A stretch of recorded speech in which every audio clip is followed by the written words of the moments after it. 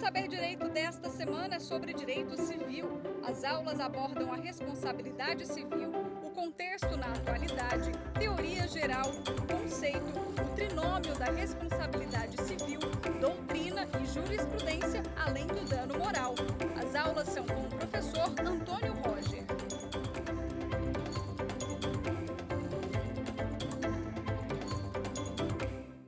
Bem-vindo à nossa aula número 4, Novas Soluções. A ideia é aqui trazer para vocês algumas novidades que são tendências para a concretização de direitos à luz da responsabilidade civil. Só para retomarmos aqui as aulas anteriores, preste atenção aqui no detalhe. Vimos a teoria de Zygmunt Bauman e associada com Miguel Reale, nós sabemos que o direito é fato, valor e norma. Os valores sociais estão se liquefazendo, né? Estão se tornando líquidos, que traduzindo ali para uma ideia bem comum, é como se fosse assim, a mudança social é tão rápida, então a mudança de valores é tão rápida que é como se você fosse fazer algum tipo de produto que ele precisaria esfriar para endurecer, só que não acontece isso. É tão quente, o fato social está tão quente que ele fica líquido na sua forma líquida e não consegue ter uma segurança, ter um suporte, ou ser uma rocha onde as pessoas podem andar, navegar, transitar com segurança. Então, isso é uma análise que já fizemos, mostrando, do ponto de vista da sociologia, uma percepção sobre o fato social. E direito é fato, valor e norma. Então, o valor, o fato e a norma, principalmente por causa da liquefação dos valores, ele acaba, então, também influenciando aí a percepção do nosso fato jurídico e também da norma jurídica. Nesse cenário, né, liquefeito, né, nesse oceano líquido, então, nesses novos horizontes, nos nossos valores da contemporaneidade, o direito civil, então, busca, e citamos nas aulas anteriores, por exemplo, Pietro Pellegrini, novas soluções. Então, nós temos que pensar em novas soluções.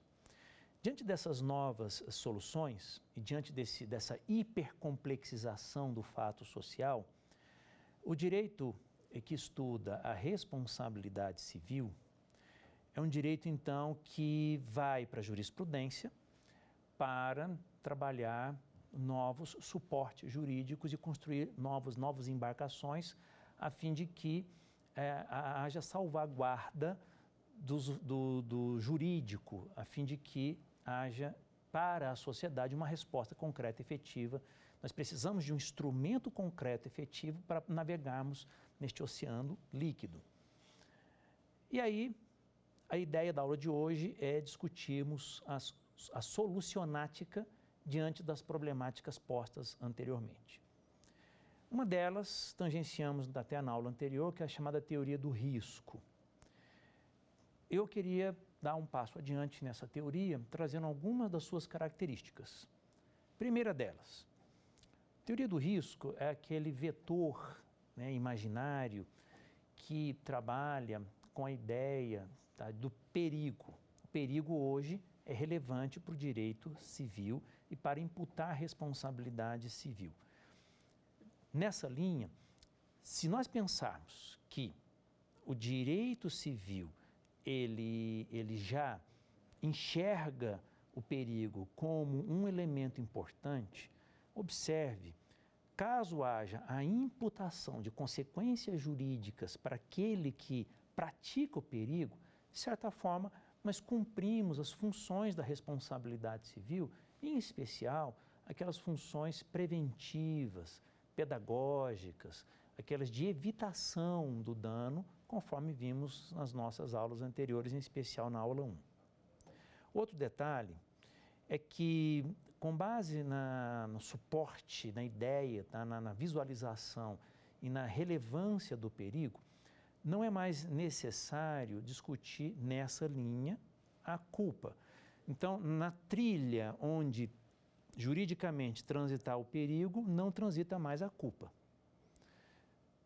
O perigo, então, torna-se fundamento da responsabilidade civil objetiva, em todas as hipóteses de objetivização da responsabilidade civil.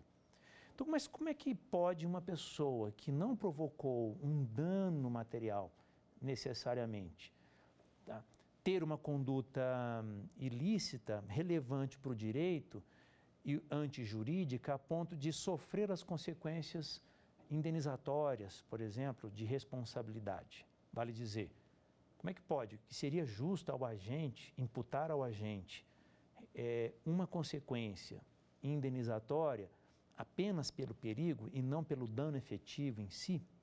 Bom, nessa linha da teoria do perigo, imputa-se responsabilidade não porque o vetor de conduta atingiu o resultado, mas antes porque o agente ele é proprietário de um bem que provocou o perigo, ou ele é o titular da atividade que provocou o perigo.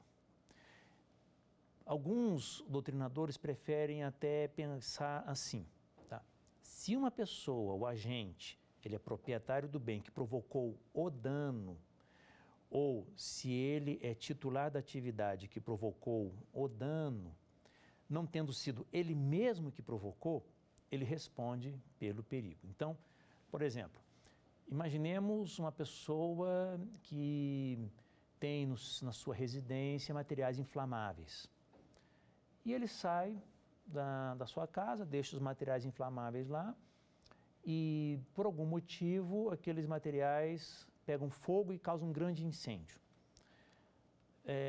Mesmo fora da sua casa, mesmo não sendo o agente direto, responsável pelo dano, ele pode ser responsabilizado pelo perigo. Mesmo não tendo sido ele o causador direto e imediato do dano. Mas, por guardar aqueles materiais, essa pessoa pode ser responsabilizada pelo agente, pelo elemento, pelo quesito perigo. Existe um adágio romano que a doutrina trouxe para caracterizar essa hipótese, que diz assim, ó, quem aufere cômodos deve suportar incômodos. E a teoria, então, do risco, ele surge mais ou menos dentro da seguinte linha, tá? Olha só, é necessário que as pessoas detentores, titulares de atividades ou, vale dizer, responsáveis, né, de atividades ou detentores ou titulares de patrimônio, eles tomem todos os cuidados necessários para que o perigo seja evitado. E o dano, principalmente, né, seja evitado. Agora, existem algumas situações, doutores, em que o perigo é quase que inevitável. Imagina só o seguinte. Imagina vamos colocar aqui um exemplo mais radical. Talvez, imagina uma situação de uma usina hidrelétrica, uma usina de materiais nucleares, uma usina termodinâmica ou uma usina nuclear, tá, para gerar energia elétrica, mas com uma energia nuclear, transformando energia nuclear em calor, que transforma o calor em movimento, que transforma o movimento em energia elétrica. Então, o elemento nuclear, ele por si só, ele é tão perigoso, mas tão perigoso, que mesmo que os agentes pratiquem todos os cuidados necessários, se eventualmente acontecer algum dano, ainda que seja pelas forças da natureza, ainda que seja pelo fortuito, o agente que é responsável por esse dano nuclear responde objetivamente. E vai responder, doutores, não porque às vezes ele, agente, agiu com imprudência, negligência, imperícia. Não é isso. Tá? Não é isso. Às vezes o agente responsável nem agiu, nem teve conduta direta e tomou todos os cuidados e providências necessárias. Mas como uma pessoa dessa vai responder? Vai responder exatamente pela questão do risco. E nessa categoria, o que nós chamamos de risco integral. Tá? Risco integral. É aquele risco que, se acontecer alguma coisa errada, a pessoa vai responder. Porque o perigo é muito grande. E a doutrina e a jurisprudência vêm aí modulando nesse extremo do risco integral para outros riscos, tá? Outras modulações, não tão perigosas assim, mas que vão respondendo às situações que a sociedade vai demandando a fim de garantir a melhor tutela da vítima. Então, nós temos o risco proveito, outras categorias de risco, risco na parte do risco administrativo, risco do Estado e outras atividades em que o agente aí ele pode ser responsabilizado, não sendo esse extremo do risco integral, aí o agente pode ser responsabilizado se agir, por exemplo, na culpa na vigilância. A gente chama em latim de culpa in vigilando, que é culpa na vigilância.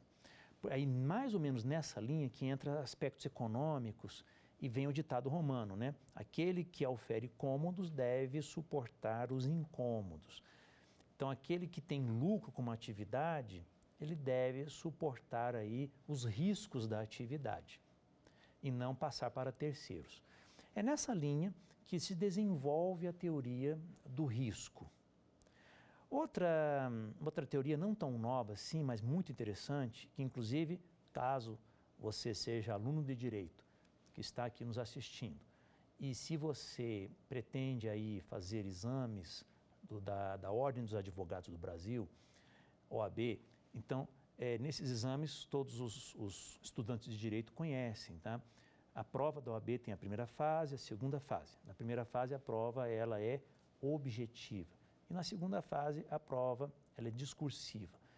E se você for estudar pelas provas anteriores, você vai observar que esse tema aqui, perda de uma chance, já foi até objeto de provas, de exames da OAB. Às vezes é para concursos públicos e tal, mas a par disso, esse conhecimento é importante para a cidadania, importante para os estudantes de direito, estudantes técnicos, jovens advogados e profissionais, ainda que experientes. Tá? Então, o tema perda de uma chance vem se desenvolvendo, repito, não é tão novo assim, mas vem se desenvolvendo como uma forma também de promover a melhor tutela da vítima, que é um derivado do risco. Se você quiser mais informações, anote aí, RESP, recurso especial, tá? 614.266 de Minas Gerais. 614.266. Tá? Então, RESP 614.266. Há ali a consolidação dessa teoria seguindo a seguinte ideia. A perda de uma chance incide em situações de responsabilidade contratual e extracontratual, desde que séria e real a possibilidade de êxito, o que afasta qualquer reparação no caso de uma simples esperança subjetiva ou mera expectativa aleatória. O hard case, né, o precedente inicial ali, né, o que disparou a adoção dessa teoria no Brasil foi uma participação de um candidato num show de palco, show do milhão e tal, em que ele foi respondendo as perguntas do apresentador e olha que interessante, quando ele ia ganhar o prêmio maior, que é o prêmio, acho que era R$1 milhão, né? Responda as perguntas e ganha R$1 milhão, era uma coisa assim. Parece que ficou demonstrado que a produção lá do programa colocou uma pergunta tão difícil que fugia da curva normal, né? Fugia das perguntas do padrão de perguntas que vinham sendo adotado antes e fez com que essa pessoa errasse a pergunta e não ganhasse o prêmio total. Então, veja, a pessoa estava muito próxima de ter um êxito, de conseguir o tal do milhão lá, como prêmio por acertar todas as perguntas. Na última pergunta, aquela que seria a chave para a pessoa responder, houve uma manipulação do padrão de perguntas e dificultou, e aliás foi a causa de a pessoa não ter conseguido. Então a pessoa perdeu uma chance. Essa teoria também é muito utilizada para concursos públicos. A pessoa perde a chance de concurso público, ou perde a chance de fazer uma prova, ou perde a chance de um emprego, ou perde benefícios, perde chance de ter vantagens, benefícios de natureza econômica. E aí a percepção da doutrina e da jurisprudência foi no sentido de encampar essa hipótese e também trazer para a responsabilidade civil a fim de promover aquela tal de juridicidade, equidade, aquele senso de justiça, aquela ideia de garantir a melhor tutela para vítimas de eventos de todas as naturezas. Então, reparem, doutores, segundo o entendimento do STJ, aqui a chance ela tem que ser uma chance real, efetiva, muito próxima, não é uma mera expectativa. Vamos imaginar então um cidadão que foi fazer um concurso para, vamos supor, ser selecionado para fazer apresentações musicais. E essa pessoa então contrata um motorista para transportá-lo até o local, porque o local é muito difícil acesso, não pode ter atraso. Se a pessoa pegar outro veículo, for com veículo próprio, às vezes não consegue estacionamento. É como se fosse ali um táxi, né? Ou um transportador ali, e contrata essa pessoa e marca o dia, a hora, tudo certinho. E no dia acertado para o transporte, essa pessoa, ela desfaz o contrato. Ela fala, não vou transportar mais, não vou... No dia do evento, repare. A questão lá nessa prova, no exame da ordem, perguntava assim, e aí a pessoa tinha que desenvolver uma peça em que se posiciona como um advogado e iria, então, defender aí a tese, né, de perda de uma chance. Dependendo da prova, o examinador, às vezes, pede para que você se posicione como advogado do autor, às vezes advogado do réu, ou às vezes advogado de um recurso, de uma apelação, por exemplo, um outro recurso, apelante, às vezes advogado do apelado. Aí depende de qual é a posição que você esteja para pensar em caracterizar ou não, em argumentar a favor ou contra alguma hipótese que é colocada ali nas provas. Neste caso, a par dos exames da ordem, vamos pensar o seguinte. Uma pessoa que vai para um concurso, e é o detalhe que eu não tinha dito, mas vamos considerar, ainda na primeira fase do concurso. Se esse concurso tem, por exemplo, 20 mil candidatos, tá? 20 mil candidatos, e a pessoa está ainda na primeira fase do concurso, será que a quebra contratual do transportador seria um motivo para imputar a ele responsabilidade civil baseado na teoria da perda de uma chance? Olha só esse cenário, tá? Um candidato a participar de uma prévia de seleção de eventuais pessoas que tocam instrumentos, sei lá, músicas, eventuais músicos aí, ou cantores, para participar de um concurso com 20 mil candidatos, e no dia da primeira seleção, esse cidadão aí, ele contrata uma pessoa para transportá-lo, e no dia o transportador, ele quebra o contrato e diz que não vai fazer o transporte, e aí a pessoa perde a oportunidade, então, de ir até o show e ser selecionado. Será que, neste caso, haveria perda de uma chance?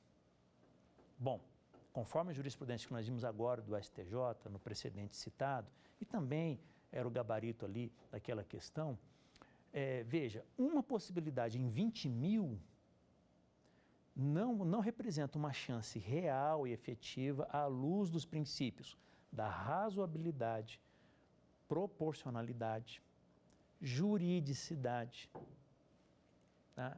Antijuridicidade, que seria o contrário, e ilicitude para que, ao final, esse agente fosse, então, responsabilizado.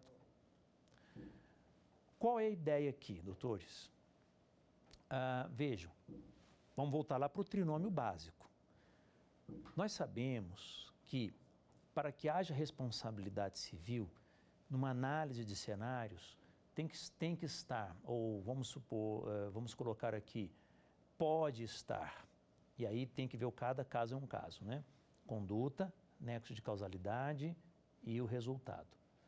Mas essas novas soluções vão mitigar, flexibilizar esses elementos, excluindo alguns deles da análise de cenários, incluindo outros, como, por exemplo, a ideia do risco, a ideia do perigo e objetivização, afastando ou não culpa, modulando, então, esses elementos básicos.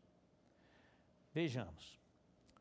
Pode acontecer de o agente, a suposta vítima, pensar, poxa, eu não ganhei o concurso porque o transportador quebrou um contrato.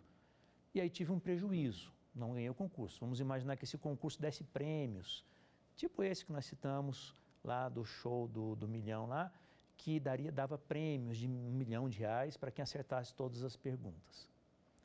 Então, a vítima poderia pensar assim, eu deixei de ter um lucro, uma vantagem, por causa da quebra do contrato.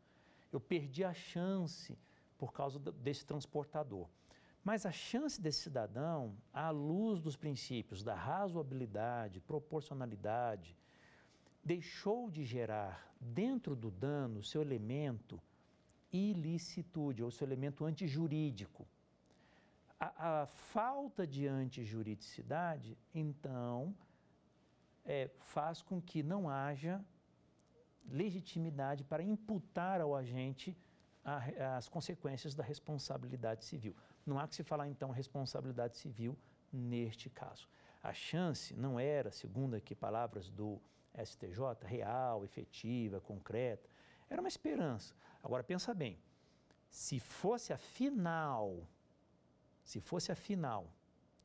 do evento, se ele tivesse 50% de chance, né, disputando assim, era ele e uma pessoa, só ele e mais um, imagina, era a última etapa, se fosse, estou falando hipoteticamente, a final do evento, tem ele e mais um ali, e ele tinha 50% de chance de ser o primeiro lugar ou não, né, numa situação de igualdade com o concorrente numa final.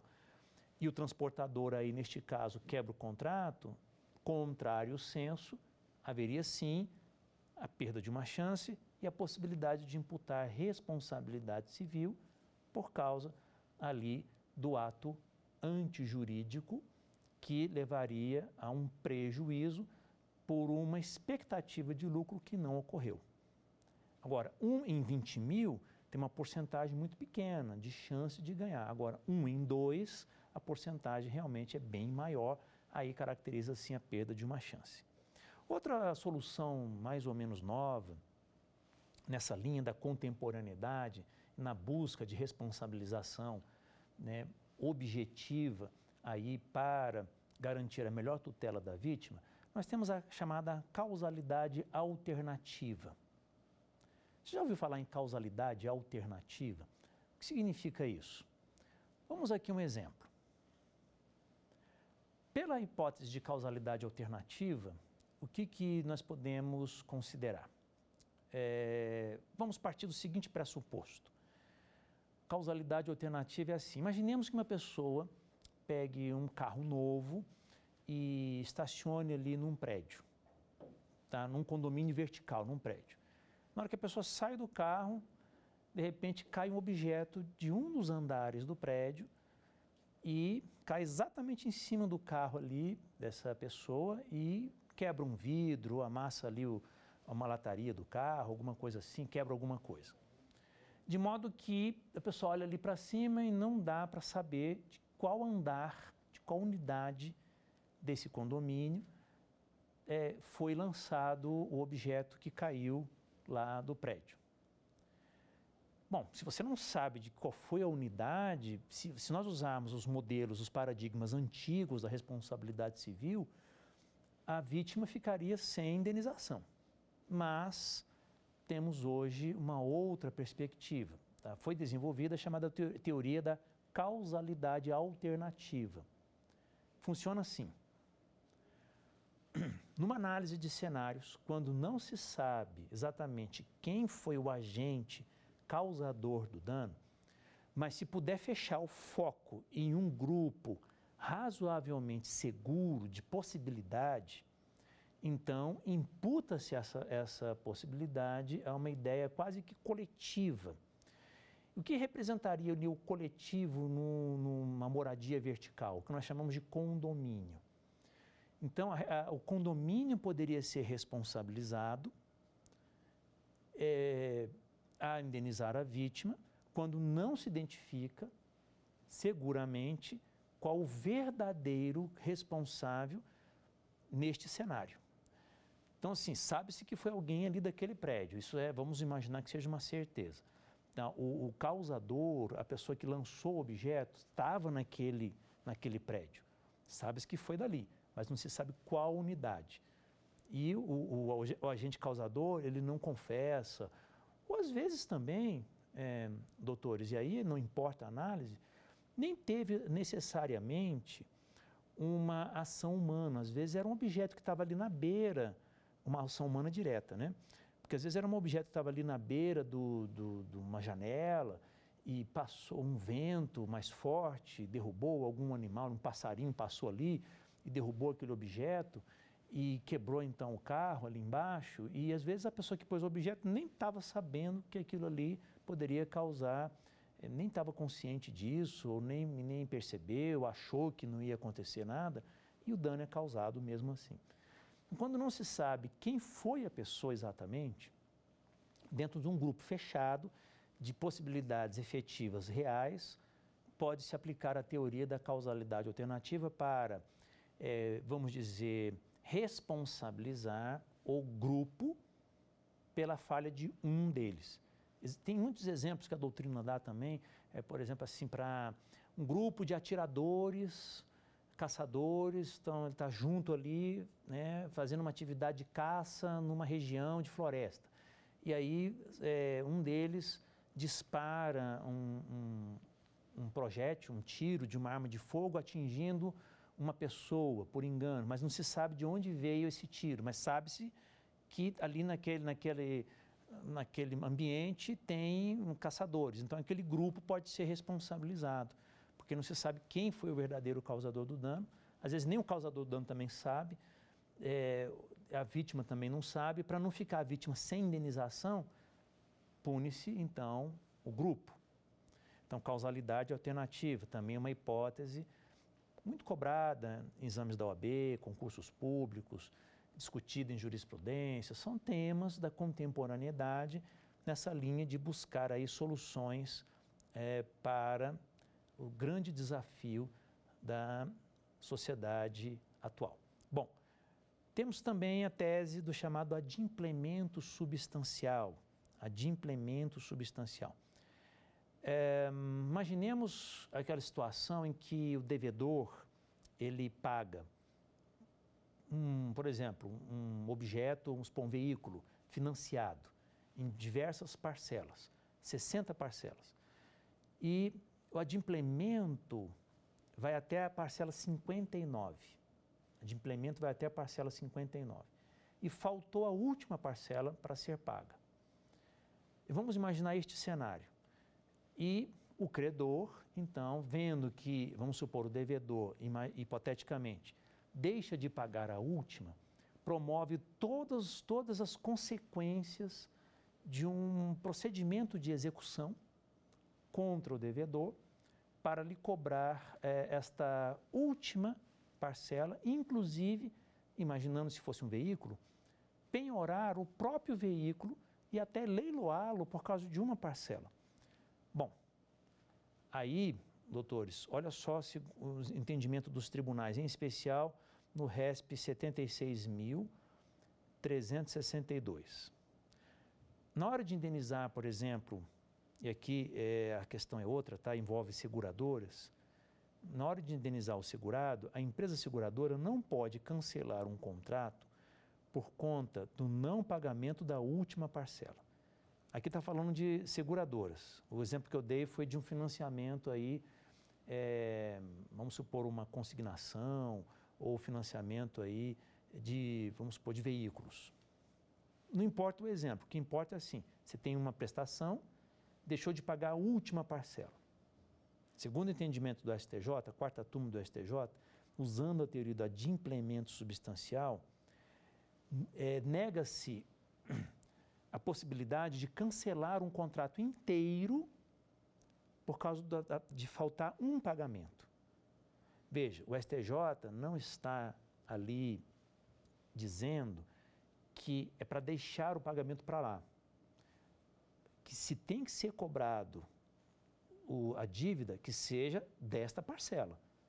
E não de todo o contrato, pegando o veículo inteiro ou deixando de segurar, a seguradora deixando de fazer a tutela contratual por causa do pagamento de uma parcela. Para o colegiado do STJ, a resolução do contrato deveria ter sido requerida em juízo, no qual seria possível avaliar a importância do adimplemento e a suficiência do adimplemento a ensejar um eventual cancelamento. Se o recebimento de prestações atrasadas, principalmente nessa hipótese, tá? Principalmente, se o recebimento de prestações atrasadas era prática constante do credor, enquanto significava o ingresso de recursos, não pode ser desprezada quando o último pagamento a pessoa deixa de prestar ali a obrigação, né, de pagar. Na verdade, doutores, o adimplemento substancial, ele é muito próprio análise, é muito específica análise para contratos, em especial em dois aspectos. Primeiro, existe um princípio bem conhecido no mundo dos contratos que nós chamamos de pacta sunt servanda. Pacta, escreve pacta sunt servanda, mas se pronuncia pacta sunt servanda. Por meio desse princípio, que está em latim, mas é um princípio antigo, tá? Já vem das tradições jurídicas, ele é muito simples, tá? Significa o seguinte: os contratos devem ser cumpridos do começo ao fim. Então, pela ideia do pacta sunt servanda, se a pessoa deve 60 prestações, quer seja no financiamento imobiliário ou de um veículo, ou algumas prestações que sejam 12, 10 prestações num contrato de seguro, qualquer que seja um contrato, qualquer que seja ele, que a prestação é diferida no tempo, seja em 1, 2, 3, 10, 100, 200 prestações, diferida no tempo. O correto é o devedor adimplir, pagar o que deve. É assim que tem que ser, pacta sunt servanda. O que o adimplemento substancial pretende é uma tutela em face de uma espécie de enfrentamento à falta de razoabilidade. E que enfrentamento seria esse? O não pagamento de não vai, por si só, ser o único motivo a ensejar a resolução total do contrato, porque isso, segundo o entendimento do STJ, não seria razoável, não seria proporcional, fere o princípio da razoabilidade e proporcionalidade, que é aquele que nós falamos na aula passada, que está no artigo 2º, parágrafo único da Lei 9.784, de 1999, que representa uma razão, tá? Um relacionamento, uma relação entre meios e fins. Se nós observarmos a finalidade do contrato, a fim social do contrato, etc., etc., extinguir o contrato inteiro por causa de não é razoável. Mas é claro, doutores, que o credor tem direito do seu crédito e ele pode cobrar o que é devido, mas só do que está faltando, só da última parcela. Então, existem instrumentos em processo de execução que o credor vai buscar o adimplemento dessa última parcela pelos meios legais, processuais cabíveis, e não rescindindo um contrato inteiro por causa de uma última parcela. Outra coisa também interessante, que agora é o segundo elemento que está por trás desse precedente aqui, que normalmente é discutido em direito, é o seguinte. Segundo princípio também em latim, venire contra factum proprio.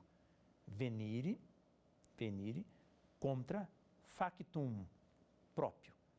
O que significa isso? Também, como vocês podem bem observar, outra expressão em latim, que é também das tradições jurídicas, que traz uma ideia de uma espécie de reprovação pela conduta contraditória. Então, é vedado agir contra o fato próprio. O que é o fato próprio? É chamado conduta contraditória. Desse jeito aqui, ó, funciona assim. Imagina que eu tenho com você um contrato cujas prestações, um contrato que tenha pagamento de prestações, por exemplo, diferidas em 60 parcelas. E nós combinamos que o pagamento deve ser feito, vamos supor, todo dia 10. Só que vamos imaginar, eu atraso o pagamento todo mês. Atrasei o primeiro, atrasei o segundo, atrasei o terceiro, atrasei o quarto, atrasei o quinto. E você deixa para lá. Você sabe que está atrasado, você aceita o valor que está lá no título, o valor nominal, e não me cobra juros, não me cobra nada. Você vai consentindo com o atraso. Aí você tem então uma conduta, tá? O fato próprio. O fato próprio é o seu consentimento com o atraso. Aí vamos supor, doutores, que na última parcela você vem e fala assim, não, você atrasou o contrato inteiro e agora eu quero os juros do contrato inteiro. Venire, não dá. Não dá. Adimplemento substancial. Então, doutores, dentro dessa ideia de adimplemento substancial, ok, os contratos devem ser cumpridos, pacta sunt servanda, mas se o próprio credor, ele acaba criando um hábito e consentindo com esse hábito e em momento nenhum, trazendo nenhuma reação contra isso. Na última parcela, ele parece que a pessoa parece que acorda e fala, agora eu quero o juro de tudo, tá? Segundo o entendimento do STJ, isso também não seria desta forma legítimo, né? Porque a pessoa, na última parcela, quer cobrar tudo que não recebeu antes. Se quisesse cobrar juros, tudo bem que cobre, mas em cada parcela, e não deixar para cobrar na última. Então, tanto pelo lado do devedor, que é deixar de pagar a última, isso não, por si só, não gera a rescisão de todo o contrato. E pelo lado do credor, e se acostumando com os atrasos, por si só, não legitima na última parcela querer cobrar aí os juros. Dessas linhas, nós chamamos de teoria do adimplemento substancial. Outra também ideia bastante interessante, que é uma teoria da tradição do direito inglês, né? Da tradição do common law, que é o sistema inglês, sistema americano, inglês, austríaco, nórdico, de direito, né? Chamamos de common law. E nessa tradição nós temos a chamada Theory of Disregard Doctrine, que é uma teoria que está incorporada no nosso Código Civil, em especial tá, no artigo 50 do Código Civil, e que foi recentemente particularizado, foi estendida uma espécie de bloco de responsabilização para definir, né, com mais acuidade o que seria aí um abuso de direito, um desvio de finalidade, a fim de gerar responsabilidade civil. Associada a essa teoria, nós temos também uma outra, chamada Duty of Mitigate the Loss, né, ou dever de mitigar os prejuízos. Então, Theory of Disregard Doctrine and Duty to Mitigate the Loss, essas duas teorias juntas, elas também representam aí linhas de atuação da jurisprudência para flexibilizar os paradigmas tradicionais da responsabilidade civil e avançar na composição aí de prejuízos. Vejamos o seguinte. O que de essencial traz a ideia da teoria da desconsideração da personalidade jurídica? Muitas vezes isso foi discutido já muito na jurisprudência e muitas vezes existem pessoas físicas que são sócias ou representantes ou proprietárias aí de pessoas, de empresas que têm personalidade jurídica e abusos, desvios são praticados em nome da pessoa jurídica a fim de proteger de forma ilícita patrimônio da pessoa física. Então, como se fosse o dono da empresa, desviar a finalidade da empresa, exagerar, abusar, exceder os limites do seu direito de empresa, por exemplo, e praticar escondido por trás das cortinas da pessoa jurídica ilícitos. Então, a solução foi descortinar, desregar, descortinar, desconsiderar a personalidade jurídica da pessoa jurídica para atingir, então, a pessoa física, imputando-lhe responsabilidade. A ideia do dever, né, duty, mitigate the loss, dever de mitigar os danos, é uma outra linha também, mais ligada ao credor. Presta atenção, olha só. O credor, doutores, ele sempre teve lá no direito antigo, né, nos paradigmas antigos, a ideia de que se ele é o credor, então ele tem um direito subjetivo de exigir. Ponto final. Credor, direito subjetivo de exigir. E o credor, até pouco tempo, ficava naquela posição razoavelmente cômoda de exigir o cumprimento de uma obrigação, porque é credor e não tem nada de errado com relação a isso. Só que o credor, nessa perspectiva do direito de exigir, e exigir aí, digo, a satisfação do crédito, o adimplemento da obrigação, se observava na doutrina aquela ideia de que bastava exigir e ponto final. Só que o direito civil, em especial responsabilidade civil, nessa linha evolutiva, na ampliação da consciência jurídica, vem desenvolvendo a ideia de que o credor, hoje, ele não tem só direitos, ele também tem deveres. E se ele pode reduzir, por isso que fala, né? To mitigate, mitigar, no sentido de reduzir o dano e não o faz, depois ele não pode cobrar aquilo que ele poderia reduzir. Por exemplo, se a pessoa está num barco e aí alguém lá praticou alguma ação e o barco está afundando. E o dono do barco, ele fala, o barco está afundando. Eu sou o credor, eu sou o dono do barco. Eu não provoquei o dano. Pelo contrário, eu sou vítima. Eu sou a vítima. Sou a vítima do dano. Aquele cidadão ali que provocou o dano, ele vai ser responsabilizado, ele vai ter que me pagar o prejuízo. Mas se o dono do barco, ele também não colabora para minimizar os prejuízos, ele não terá 100% da imputação de responsabilidade ou não terá os benefícios do crédito, os benefícios de 100% de poder adimplir o seu crédito. Então, doutores, eu falo credor, devedor aqui num contexto da responsabilidade civil, pensando assim, que aquele que é vítima, do ponto de vista jurídico, tem uma espécie de crédito e aquele que é o agente causador do dano, ele tem o débito. Nessa linha, se pensarmos em indenização nessa linha, a vítima, ela tem direito, sim, do crédito, tem direito de cobrar a indenização. Isso é um tipo de crédito. Porém, a vítima, ainda que seja vítima, ainda que se pense assim numa tutela máxima da vítima, ainda que a tendência seja a vitimologia, a própria evolução da responsabilidade civil não permitiu que essa vitimologia fosse absoluta, exagerada.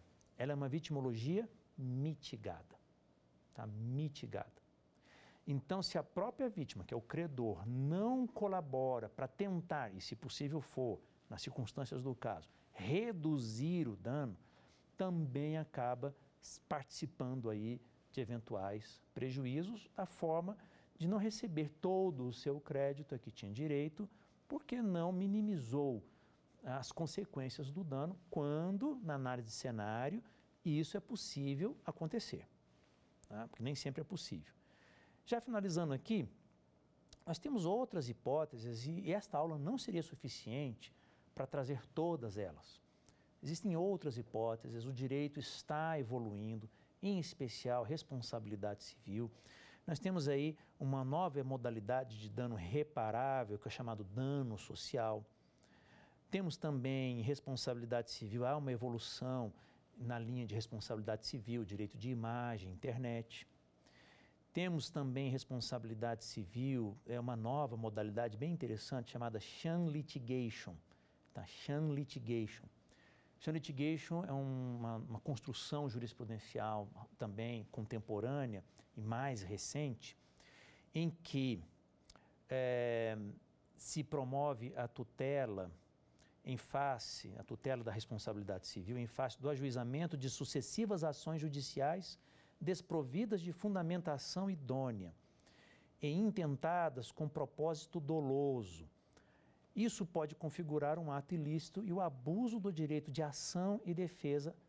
O nome de sham litigation é chamado assédio processual. Vocês já ouviram falar que tem pessoas que ameaçam outras assim, ó. A pessoa vai ameaçar outra, eu vou te processar, como se fosse uma ameaça. Processar alguém, doutor, nem é a palavra tão adequada, mas não é uma ameaça, é um direito. Mas tem gente que usa essa expressão, eu vou te processar, você vai ver, você vai ficar na justiça e tal, como uma ameaça. E a pessoa cumpre isso no sentido de gerar uma perturbação em alguém com várias ações judiciais. É para perturbar, é para atrapalhar a vida da pessoa, é para perturbar a pessoa mesmo. Tá? Então, quem promove excessivas ações despropositadas para vingança, para perturbar alguém, para perseguir alguém, para ameaçar alguém, aí a doutrina também, a jurisprudência já detectaram essa modalidade nova e chama-se isso de abuso processual. Agora, que tal se nós fizéssemos aqui junto algumas questões a respeito deste conteúdo? Vamos lá?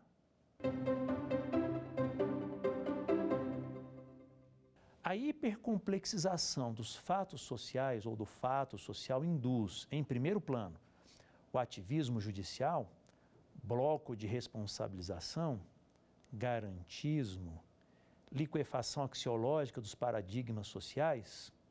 E agora, qual dessas hipóteses você marcaria? Repare, liquefação axiológica dos paradigmas sociais. Doutores, prestem atenção aqui num detalhe. Essas soluções que nós vimos hoje e outras tantas que existem na jurisprudência, e espero, minha esperança aqui é não só passar um conhecimento, também estimulá-los a pesquisa, a se interessarem, né, principalmente quem é da área jurídica e pessoas interessadas em geral. O meu objetivo aqui é estimulá-los a conhecer a responsabilidade civil e as hipóteses que vão se desenvolvendo aí ao longo do desenvolvimento da jurisprudência, né, na contemporaneidade. O fato é que, quando nós falamos em hipercomplexização do fato social, essa hipercomplexização está gerando, né, não é a única causa, mas está gerando a chamada liquefação axiológica. Essa liquefação dos valores, axiologia, valores. Axiologia é ciência que estuda valores sociais. Então, essa liquefação dos valores induz o judiciário a construir novas soluções. Essa é a resposta à questão. Mas um comentáriozinho aqui extra. Eu aproveito esse comentário para dizer que existe uma parte da doutrina que afirma que quando a jurisprudência constrói novas soluções, para alguns, a jurisprudência estaria legislando, o que viola o princípio da separação dos poderes. Então, ao construir novas soluções, ao construir as hipóteses que vimos, em especial na aula de hoje, seria um caso de como se o judiciário estivesse legislando, fosse um legislador positivo ou negativo, e essa acusação que se faz doutrinariamente ao judiciário, legislando, quem enxerga desta forma, denomina isso de ativismo judicial. Então, só para ficar registrado aqui, as novas soluções são necessárias e aí é polêmico o assunto, tá? Existem pessoas que dizem, não, o judiciário age porque é demandado, ele tem que dar uma resposta. Outros vão dizer, não, ele está agindo, tudo bem, mas ele está indo além do permitido, criando soluções tão novas e tão criativas que acabam extrapolando sua competência, sua esfera de poder e são acusados de ativismo judicial. Tá? Agora, olha só, a sequência fica assim, ó. A hipercomplexização gera liquefação. E a liquefação, para alguns, gera o ativismo judicial, porque o judiciário acaba construindo soluções que não necessariamente nos limites da lei. Mas isso é uma análise. Particularmente, eu não acredito que seja assim, tá? Eu acredito que o judiciário responde às demandas e tem que realmente dar soluções, construir essa embarcação para que o direito navegue com segurança nesse oceano social. Próxima questão.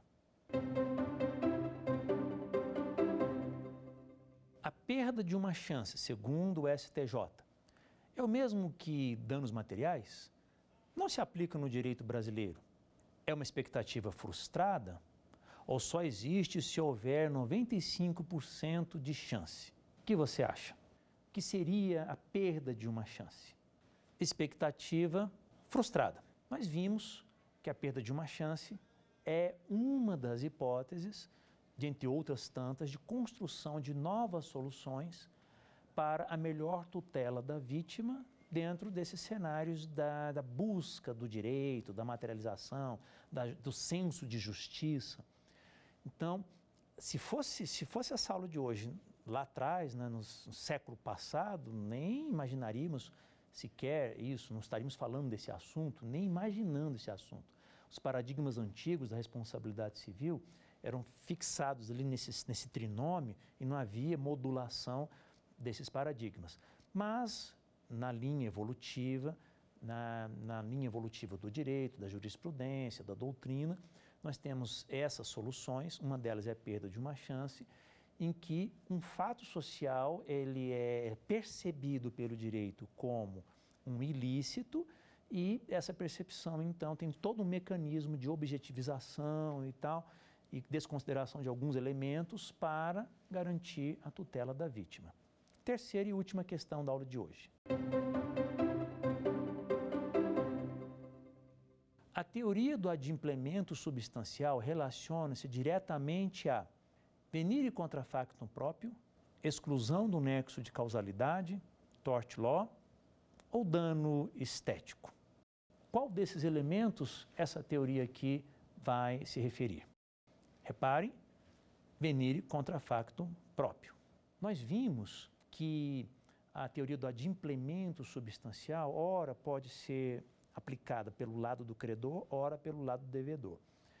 Mas ela nasceu pelo lado do devedor.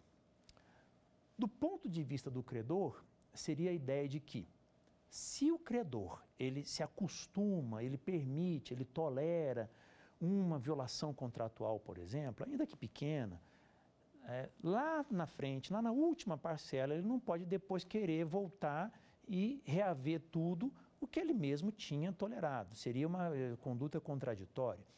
Então, se o contrato foi pago substancialmente, se a obrigação foi paga substancialmente, foi paga quase na sua totalidade, e ainda com algumas pequenas violações, depois não dá para cancelar o contrato inteiro por causa dessas pequenas violações, e principalmente quando o credor tolera essas pequenas violações. Existem situações do adimplemento substancial que o credor tolera pequenas violações e outras situações que o credor não tolera. Mas a grande questão do adimplemento substancial é a não possibilidade de uma rescisão de um contrato inteiro pelo inadimplemento de uma única parcela, de uma pequena parcela ao final de um contrato, por exemplo. Isso protege a vítima. Dessa forma, eu apresentei para vocês as tais novas soluções e estimulo a pesquisa de outras tantas e outras que ainda virão e outras tendências aí na jurisprudência. A jurisprudência está cada vez mais ativa, cada vez mais proativa e cada vez mais nós temos hoje um sistema bastante contundente no enfrentamento aí do direito ideológico, daquele direito só do mundo dos ideais. Nós estamos agora entrando cada vez mais, isso desde a Constituição de 88 para cá, né, num processo evolutivo, na concretização, na materialização de direitos. Bons estudos, um grande abraço, até o próximo encontro. Quer dar alguma sugestão de tema para os cursos do Saber Direito? Então mande um e-mail para a gente, saberdireito@stf.jus.br, ou entre em contato pelo WhatsApp. O número é esse que aparece na sua tela. Você também pode estudar pela internet. Acesse nosso site tvjustiça.jus.br ou pode rever as aulas no canal do YouTube TV Justiça Oficial.